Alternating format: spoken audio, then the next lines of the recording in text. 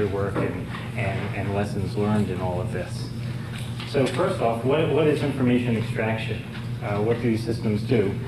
They essentially take as input streams of natural language, analyze it, trying to identify information that's relevant to some pre-specified topic, and outputting some kind of formal representation of that information, typically in the form of database templates.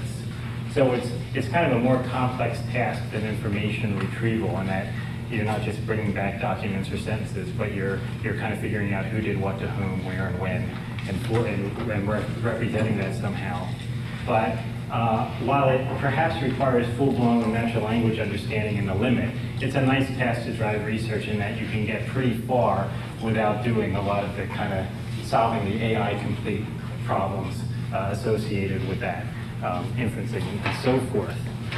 What's driven work in this community in what's called the MUX.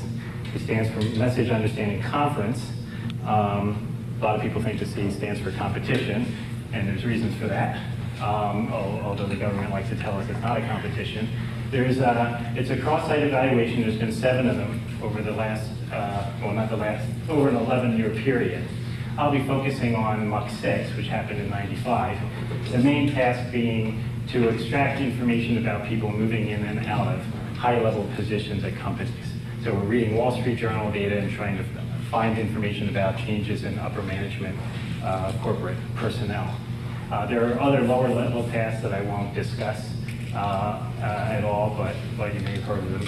There were 9 sites that participated in the scenario template task, although there's actually 11 systems, because one site contributed 3 systems.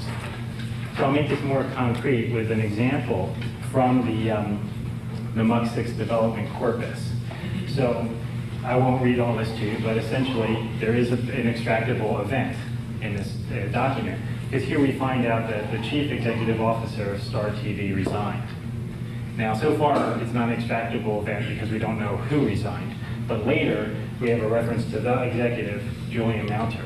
This is a reference that we can understand as referring to this CEO. So now we have a person, a position, a company, and we know whether they're coming or going. So we have an extractable event.